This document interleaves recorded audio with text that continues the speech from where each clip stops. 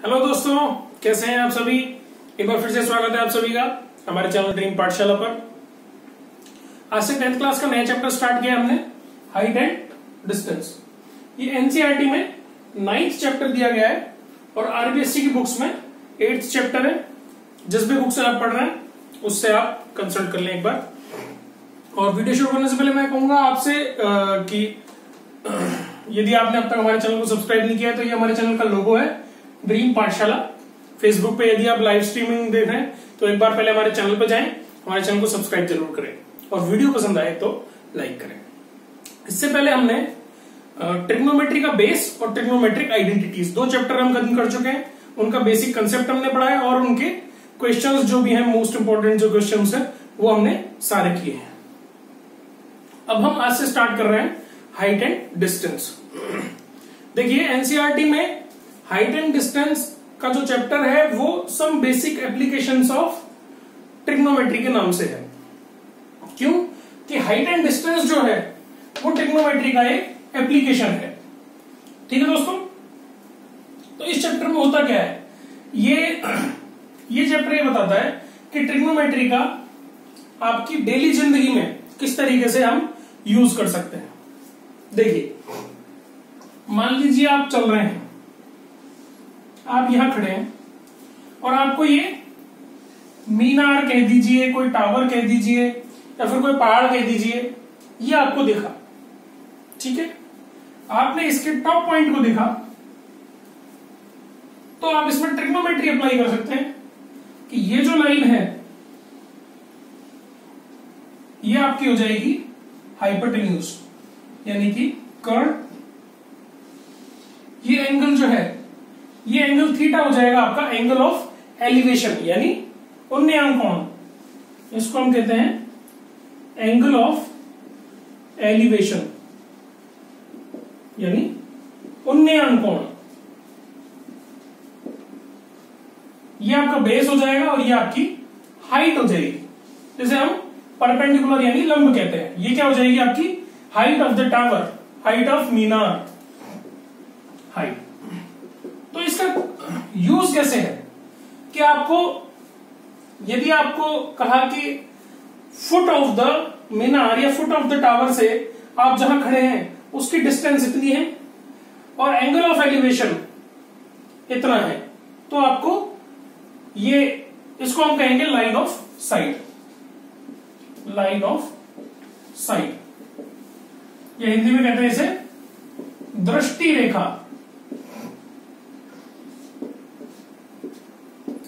ये पॉइंट्स हैं आपके, ये याद रखेंगे आप कि इस एंगल थीटा को हम कहेंगे हाइट एंड डिस्टेंस के केस में, इस एंगल थीटा को हम कहेंगे एंगल ऑफ एलिवेशन यानी उन्नयन कोण। इसको हम कहेंगे लाइन ऑफ साइट, दृष्टि रेखा। क्यों कि यहां मान लीजिए आप जो इन्विजिलेटर है या फिर जो प्रेक्षक है उसकी आंख है एक तरीके से,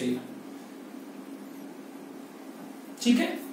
तो ये दृष्टि है आपकी, उसको एक रेखा से हम डिनोट कर रहे हैं, तो इसको हम क्या कहेंगे लाइन ऑफ साइट। जिस आंख से आप इस टॉप पॉइंट को देख रहे हैं ये आपकी क्या हो जाएगी, ये लाइन ऑफ साइट। ये आपकी हाइट है और ये आपका बेस है। ये वैल्यू हो सकता है आपको दी हुई हो या ये हो, ये एक वैल्यू आपको कोई भी दी होगी और दूसरी आपको निकालनी है। तो यहां आपका ट्रिग्नोमेट्री काम आता है, sine theta, cos theta, tan theta, कोई भी एक वैल्यू हम यूज ले लेंगे। एक और कंसेप्ट है वो भी हम देख लेते हैं कि यदि आप नीचे खड़े होकर ऊपर नहीं देख रहे, आप मान लीजिए आप एक मीनार पे हैं, यहां बैठे हैं आप और नीचे कोई कार चल रही है। यहां ये कार है, इसको आपने देखा, ये आपका क्या हो जाएगा। देखिए आपके लिए अब यहां बेस क्या हुआ, आपके लिए ये हम लाइन अज्यूम कर लेंगे जो कि क्या हो जाएगी, बेस रहेगी आपका। और ये कहां तक जाएगी, इस पॉइंट तक। डायरेक्ट आप इसको सीधे मिला देंगे परपेंडिकुलर, ठीक है। ये एंगल हो जाएगा 90 डिग्री आपका। अब ये आपके लिए बेस है, ये आपके लिए हाइपोटेन्यूज है और ये आपके लिए परपेंडिकुलर है। देखिए देखने वाली बात क्या है, समझने वाली बात क्या है कि आपका एंगल थीटा यहां ये है, इस एंगल थीटा को हम यहां क्या कहेंगे, एंगल ऑफ डिप्रेशन यानी अवनयन कोण। Angle of depression. हिंदी में क्या कहते हैं इसे? अवनयन कोण। तो आपसे यदि कह दिया कि एक टावर है, एक कार चल रही है, angle of depression is this, तो एंगल ऑफ डिप्रेशन के केस में हम क्या याद रखेंगे कि ये एंगल दे रखा है आपको। देख लीजिए कि एंगल ऑफ डिप्रेशन जो है और एंगल ऑफ एलिवेशन जो होता है उनमें एक समानता होती है। क्या होती है? अब आगे बढ़ेंगे, हो सकता है आपने पढ़ रखा हो कि यदि दो पैरेलल लाइंस हमको दे रखी हैं, दो समांतर रेखाएं हमको दे रखी हैं और उनको एक तिर्यक रेखा काटे, एक लाइन यदि उसको क्रॉस कर रही है, तो जो ये एंगल बनेंगे अंदर की तरफ, जो दोनों एंगल बन रहे हैं, इनको हम क्या कहते हैं? Alternate angles. तो ये एंगल 1 एंड एंगल 2 हमेशा इक्वल होंगे। Angle 1 is equal to angle 2। इसी प्रकार से यदि अवनयन कोण की बात करें तो हम ये उन्नयन कोण के बराबर होगा, यानी यदि ये थीटा है तो ये भी थीटा होगा। तो आपको जो एक्सप्रेस करना है वो इस तरीके से करना है, और आप क्वेश्चन सॉल्व आप इस तरीके से भी कर सकते हैं कि आप एंगल ऑफ डिप्रेशन जो है उसको आप एंगल ऑफ एलिवेशन मान के चल रहे हैं। ये जो बेस होगा वो ये बेस होगा, क्योंकि ये दोनों पैरेलल लाइंस हैं, ये परपेंडिकुलर होगा और ये परपेंडिकुलर होगा। तो आप या तो ये ट्राइंगल लेके चले या फिर ये ट्राइंगल लेके चले, कोई भी दिक्कत नहीं है, कंसेप्ट एक ही है। ठीक है, एक क्वेश्चन से समझ लेते हैं इसको। ठीक है, एक क्वेश्चन करते हैं।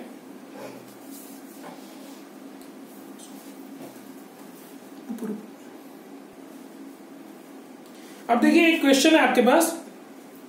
क्वेश्चन कहता है कि एक आरबीसी बोर्ड की बुक से पढ़ रहा हूं मैं, एक ऊर्ध्वाधर खंबे की परछाई खंबे की ऊंचाई के बराबर है।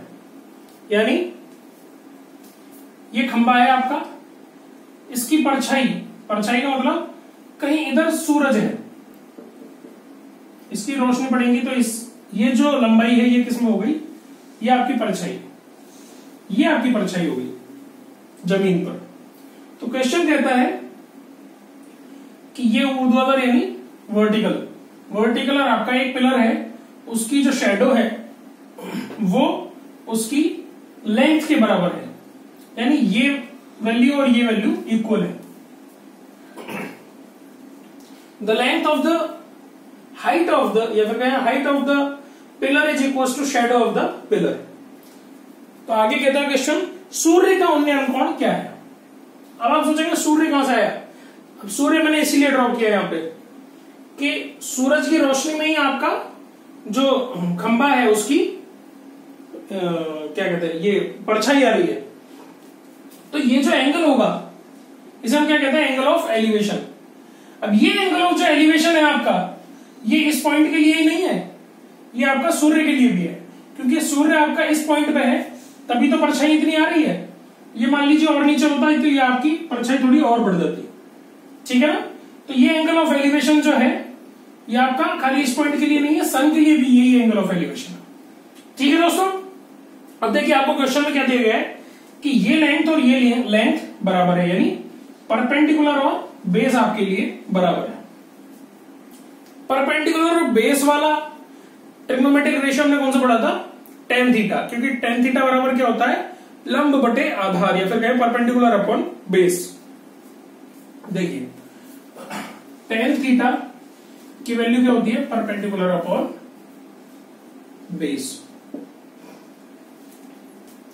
और यहां हम कहें कि परपेंडिकुलर और बेस जो है वो बराबर है, तो P is equal to B. Since P is equal to B, तो P की जगह B पुट कर दीजिए या फिर B की जगह P पुट कर दीजिए, तो ये इक्वल टू क्या हो गया? B upon B, that is equal to 1। यानी tan थीटा की वैल्यू आपके पास कितनी आ गई? 1। tan थीटा 1 कितने एंगल पे होता है? 45 पे। टेबल में आप देखेंगे 0, 30, 45। जो tan थीटा है यहां होता है 0, यहां होता है 1/√3 और 45 पे होता है 1। यानी थीटा की वैल्यू आपके पास कितनी आ गई? 45 डिग्री। यही आपका आंसर है। ठीक है, एंगल ऑफ एलिवेशन आपके लिए क्या हो गया? 45 डिग्री। ठीक है, बेसिक कंसेप्ट पढ़ रहे हैं हम, हमने एक आरबीएसई बोर्ड की बुक से एक क्वेश्चन उठाया है। अब एक क्वेश्चन अपन सीबीएसई बोर्ड की बुक यानी एनसीईआरटी से कर लेते हैं। वैसे जो क्वेश्चंस है वो आपको दोनों में मिल जाएंगे, एनसीईआरटी में मिल जाएंगे और आरबीएसई बोर्ड की बुक में भी कहीं ना कहीं वो क्वेश्चन आपको मिल जाएगा, क्योंकि लगभग सिलेबस जो है आजकल सेम ही है। अब देखिए एक क्वेश्चन है, ये एनसीईआरटी बुक का है। अ tower stands vertically on the ground. देखिए क्वेश्चन बोलता है tower stands vertically on the ground. जैसा बोल रहा है वैसा हम करते चलते हैं। ये टावर मान लिया और ये ग्राउंड मान लिया हमने। Tower stands vertically on the ground, यानी जमीन पर एक खंबा खड़ा है, हिंदी में बोल रहा हूं आपके लिए। From a point on the ground which is 15 metre away from the foot of the tower.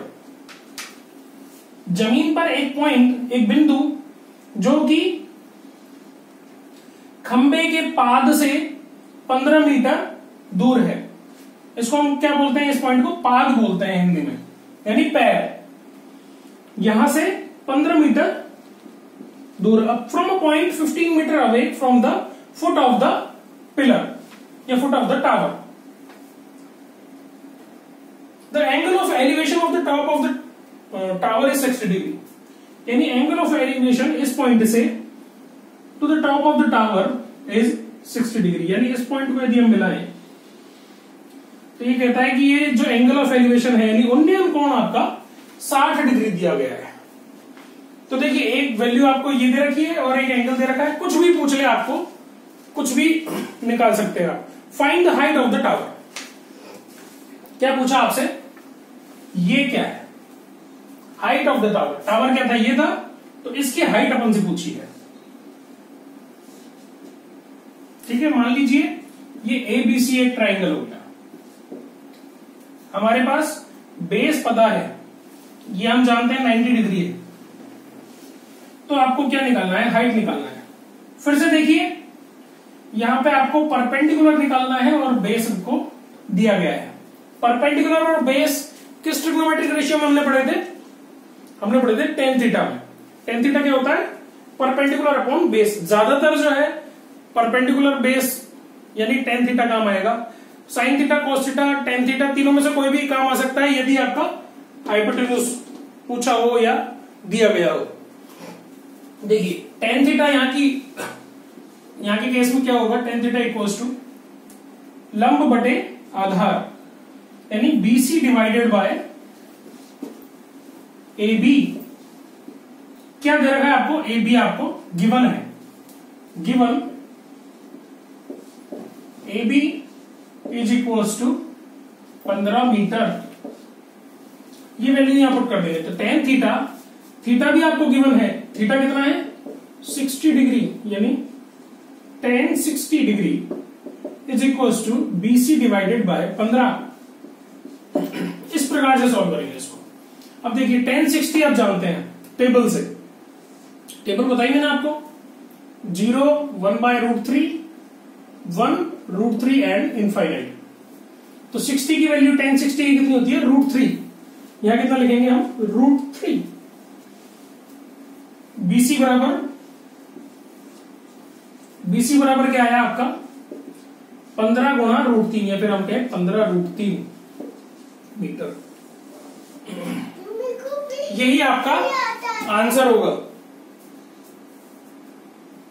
देखिए बीसी की वैल्यू आ गई हमारे पास 15 रूट 3 मीटर, यानी ये आंसर क्या है आपका? Height is 15 root 3 metres. इस प्रकार से आपको ये एप्लीकेशन अप्लाई करने हैं और क्वेश्चन सॉल्व करने हैं। तो बेसिक कंसेप्ट जो है हाइट एंड डिस्टेंस का, वो मैंने आपको आज दे दिया है। कल से इसके ऊपर जितने भी क्वेश्चंस होंगे एनसीईआरटी की बुक में या फिर आरबीएसई की बुक में, सारे हम करेंगे, कुछ भी छोड़ना नहीं हमको।